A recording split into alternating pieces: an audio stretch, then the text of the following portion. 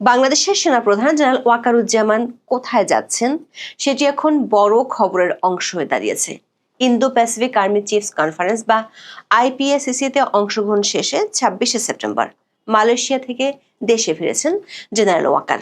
সামাজিক মাধ্যমে রটিয়ে পড়ে মালয়েশিয়াতে ভারতীয় সেনাপ্রধান জেনারেল উপেন্দ্র দ্বিবেদীর সঙ্গে জেনারেল ওয়াকারের বৈঠক হয়েছে, অথচ ভারতীয় সেনাপ্রধান আইপিএসিসি এর বৈঠকে অংশ নিতে মালয়েশিয়ায় যাননি। তিনি আইপিএসিসি এর সম্মেলনের সময় ভারতীয় ছিলেন। ওই রটনার রেশ কাটতে না কাটতেই সামাজিক মাধ্যমের আরেকটি খবর হলো জেনারেল ওয়াকারুজ্জামান চলতি মাসেই ভারত সফরে যাচ্ছেন। অনেকে বলছেন তিনি আন্তর্জাতিক একটি গুরুত্বপূর্ণ সম্মেলনে যোগ দিতে দিল্লি যাবেন। অনেকে আবার এর পেছনে গভীর রাজনৈতিক ষড়যন্ত্রের গন্ধ পাচ্ছেন। বিশেষ করে দিল্লিতে যেহেতু সাবেক প্রধানমন্ত্রী শেখ হাসিনা অবস্থান করছেন, তাই অনেকে দুয়ে দুয়ে চার মেলাচ্ছেন। তবে সেনাবাহিনীর একাধিক সূত্র নিশ্চিত করেছে একটি নয়, মধ্য অক্টোবরে ভারতে দুটি অত্যন্ত গুরুত্বপূর্ণ সম্মেলন অনুষ্ঠিত হবে। আর দুটি সম্মেলনে যোগ দেওয়ার জন্য আমন্ত্রণও পেয়েছেন জেনারেল ওয়াকার। সূত্রগুলো বলছে জেনারেল ওয়াকার দুটি সম্মেলনের কোনোটিতেই অংশ না নেওয়ার সিদ্ধান্ত নিয়েছেন। প্রশ্ন হলো, কেন বাংলাদেশের আর্মি চিফ এত গুরুত্বপূর্ণ দুটি সম্মেলনে অংশ নিতে যাচ্ছেন না ভারতে? বিস্তারিত জানতে চলুন যাওয়া যাক বিশ্লেষণে।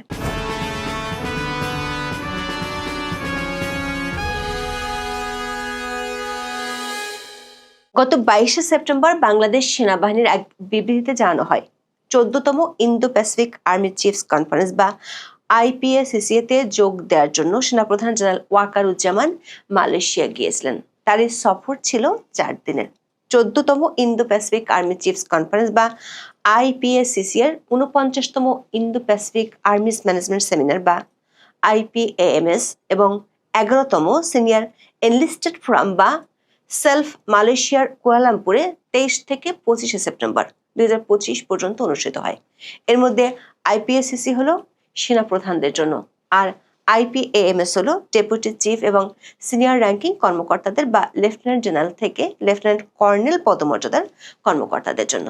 মালয়েশিয়ান এবং মার্কিন সেনাবাহিনীর যৌথ আয়োজনে অনুষ্ঠিত এই সম্মেলনটির প্রধান লক্ষ্য ছিল ভারত প্রশান্ত মহাসাগরীয় অঞ্চলে শান্তি ও স্থিতিশীলতা বজায় রাখার জন্য স্থল বাহিনীর মধ্যে সহযোগিতা, আন্তঃকার্যক্ষমতা এবং সমন্বয় বাড়ানো। সম্মেলনে মোট ২৫ থেকে ২৭টি দেশের ১৯০ জনেরও বেশি প্রতিনিধি অংশ নেন, যার মধ্যে ১২টি দেশের সেনাপ্রধান ছিলেন। যে দেশগুলোর সেনাপ্রধানরা উপস্থিত ছিলেন তার মধ্যে রয়েছে মালয়েশিয়া, মার্কিন যুক্তরাষ্ট্র, অস্ট্রেলিয়া, যুক্তরাজ্য, সিঙ্গাপুর এবং বাংলাদেশ। ২৭শে সেপ্টেম্বর বাংলাদেশ সেনাবাহিনীর আরেকটি সংবাদ বিজ্ঞপ্তিতে কনফারেন্স শেষে জেনারেল ওয়াকারের দেশে ফিরে আসার খবর জানানো হয়। ওই বিজ্ঞপ্তিতে বলা হয়, বাংলাদেশের সেনাপ্রধান ২৬শে সেপ্টেম্বর রাতে দেশে ফিরেছেন। তিনি ওই সফরে যুক্তরাষ্ট্রের army pacific commander commanding general general Ronald Patrick Clark এবং মালয়েশিয়ার সেনাবাহিনীর প্রধান জেনারেল মোহাম্মদ হাফিজউদ্দিন জানান্তের সাথে আলাদাভাবে বৈঠক করেছেন। বিজ্ঞপ্তির সাথে ৩টি ছবিও সরবরাহ করা হয়েছিল। জেনারেল ওয়াকার মালয়েশিয়া থাকাকালে কিছু ভারতীয় গণমাধ্যম ও সামাজিক মাধ্যমে রটিয়ে পড়ে তিনি সেখানে ভারতের সেনাপ্রধান জেনারেল উপেন্দ্র দ্বিবেদীর সঙ্গে বৈঠক করেছেন। বিশেষ করে একই সময় বাংলাদেশের প্রধান উপদেষ্টা ডক্টর মোহাম্মদ ইউনূস জাতিসংঘের সাধারণ পরিষদের সম্মেলনে যোগ দিতে নিউ ইয়র্ক সফরে গিয়েছিলেন। অনেকেই দুইজনের এই সফরকে বেশ চমকপ্রদভাবে উপস্থাপন করেছেন। কিন্তু আইপিএসিসি এর ১৪তম সম্মেলনের দুই আয়োজক মালয়েশিয়া ও যুক্তরাষ্ট্র সেনাবাহিনীর পক্ষ থেকে সম্মেলনে অংশ নেওয়া সেনাপ্রধানদের যে ছবি প্রকাশ করা হয়েছে, সে ছবিতে দেখা যাচ্ছে ভারতীয় সেনাপ্রধান নেই। আমরা বিষয়টি নিয়ে আরো অনুসন্ধান করে দেখেছি। সম্মেলনটি অনুষ্ঠিত হয়েছিল ২৩ থেকে ২৫শে সেপ্টেম্বর।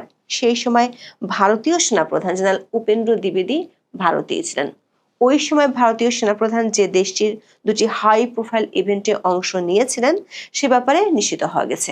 গত ২৩শে সেপ্টেম্বর জেনারেল দ্বিবেদী নয়াদিল্লির মানেক সেন্টারের প্রথম trade services academia tech symposium বা টিস্যাটস-এর সমাপনী অনুষ্ঠানে উপস্থিত ছিলেন। অনুষ্ঠানে কেন্দ্রীয় শিক্ষামন্ত্রী শ্রী ধর্মেন্দ্র প্রধান এবং প্রতিরক্ষা প্রতিমন্ত্রী শ্রী সঞ্জয় শেঠও উপস্থিত ছিলেন। একই দিনে জেনারেল দ্বিবেদী চণ্ডীগড়ে ভারতীয় বিমান বাহিনীর ঐতিহাসিক মিগ-21 বিমানের কর্মক্ষম পরিষেবা থেকে অবসরের অনুষ্ঠানেও যোগ দেন। দর্শক, সেনাপ্রধান জেনারেল ওয়াকারুজ্জামানের সাথে ভারতীয় সেনাপ্রধানের এমন বৈঠকের গুঞ্জনের রেশ কাটতে না কাটতেই বাংলাদেশি গণমাধ্যমগুলোর খবর হলো অক্টোবরের মাঝামাঝিতে দিল্লিতে যেতে পারেন বাংলাদেশের সেনাপ্রধান।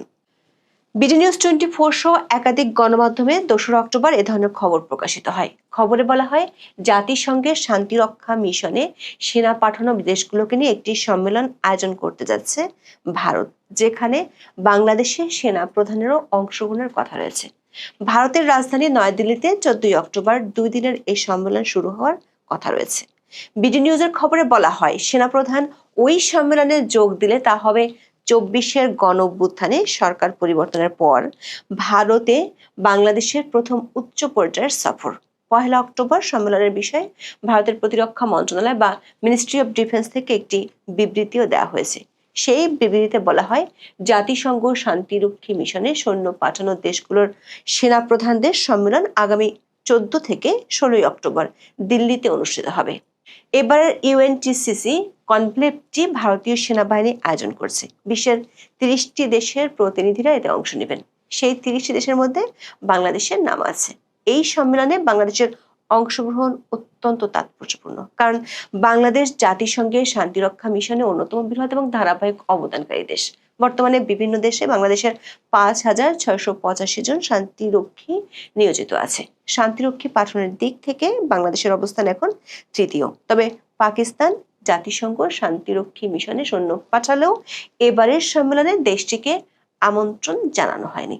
ভারতীয় সংবাদ মাধ্যম দ্য স্টেটমেন্টসের এক খবরের বরাত দিয়ে বাংলাদেশের গণমাধ্যমগুলো খবর পরিবেশন করে। বাংলাদেশের সেনাপ্রধান জেনারেল ওয়াকার অক্টোবরে ওই সম্মেলনে যোগ দিতে দিল্লি যাচ্ছেন। সূত্রগুলো বলছে, একই সময়ে ভারতে আরো একটি সম্মেলন অনুষ্ঠিত হবে। সেটি হলো south Asia counter terrorism conference 2025, যেটি হবে 13 থেকে 16 অক্টোবর পর্যন্ত। তবে এই সম্মেলনটির খবর বাংলাদেশের গণমাধ্যমে আসেনি। জেনারেল ওয়াকার দিল্লি যাচ্ছেন এমন খবর বাংলাদেশের প্রতিষ্ঠিত গণমাধ্যমে আসার পর সেটি সামাজিক মাধ্যমে বেশ আলোচনার জন্ম দেয়। দুটি কারণে এই আলোচনা বেশ জমে ওঠে। প্রথমত, দিল্লিতে অবস্থান করছেন সাবেক প্রধানমন্ত্রী শেখ হাসিনা। দ্বিতীয়ত, সম্প্রতি বাংলাদেশের অন্তর্বর্তী সরকারের শীর্ষ পর্যায়ে নতুন করে ভারত বিরোধী বক্তব্য দেওয়া শুরু হয়েছে। গত বছরের 8ই আগস্ট দায়িত্ব নেওয়ার পর শুরুর দিকে প্রথম কয়েক মাস সরকারের কয়েকজন উপদেষ্টা ও তাদের মিত্ররা ভারত বিরোধী বক্তব্য দিতেন। তবে 2 দফা পররাষ্ট্র মন্ত্রণালয় এবং নরেন্দ্র মোদী অধ্যাপক ইউনূসের মধ্যকার বৈঠকের পর সেটি কমে গিয়েছিল। এমনকি সরকারের মিত্ররাও ভারত বিরোধী বক্তব্য কমিয়ে দিয়েছিল। এর মধ্যে অধ্যাপক ইউনূস নিউ ইয়র্কে গিয়ে 2 দফা ভারত সম্পর্কে বিরূপ মন্তব্য করেন। সবশেষ সাক্ষাৎকারে তিনি বলেছেন, শেখ হাসিনা বিজয়ের বেশে দেশে ফিরে আসবে এমনটাই আশা করে ভারত। আবার দেশের মধ্যে স্বরাষ্ট্র উপদেষ্টা জাহাঙ্গীর আলম চৌধুরী পার্বত্য চট্টগ্রামের অস্থিরতার জন্য ভারতকে দায়ী করে প্রকাশ্যে বক্তব্য দেন। যদিও ভারত এবং বাংলাদেশের পররাষ্ট্র মন্ত্রণালয় থেকে এখন এ ব্যাপারে কিছু বলা হয়নি। এমন পরিস্থিতিতে জেনারেল ওয়াকারের দিল্লি সফরের ইঙ্গিত সামাজিক মাধ্যমে বেশ আলোচনার জন্ম দেয়। সূত্রগুলো বলছে, সেই আলোচনায় জল ঢেলে দিয়েছেন সেনাপ্রধান নিজেই। তিনি নিজে দুটি সম্মেলনে যোগ দিতে যাচ্ছেন না, বরং প্রতিনিধি পাঠাবেন। সূত্র মতে, জেনারেল ওয়াকারুজ্জামানের পরিবর্তে army training and doctrine command বা আরট্রকের general officer commanding lieutenant general Moinur Rahman এই দুটি সম্মেলনে বাংলাদেশের প্রতিনিধিত্ব করবেন। প্রশ্ন হলো, যেখানে বাংলাদেশ জাতিসংঘের মিশনে অন্যতম প্রধান অবদানকারী, সেখানে সেনাপ্রধান নিজে কেন এত গুরুত্বপূর্ণ একটি সম্মেলন এড়িয়ে যাচ্ছেন? এর পেছনে কৌশলগত কারণ অবশ্যই রয়েছে। সূত্রগুলো জানাচ্ছে, সেনাপ্রধানের এই সফর বাতিল করা হয়েছে অবাঞ্ছিত সমালোচনা বন্ধ করার জন্য একটি সচেতন কৌশল হিসেবে। এই মুহূর্তে ঢাকা এবং নয়াদিল্লির মধ্যে দ্বিপাক্ষিক সম্পর্ক সর্বনিম্ন পর্যায়ে রয়েছে।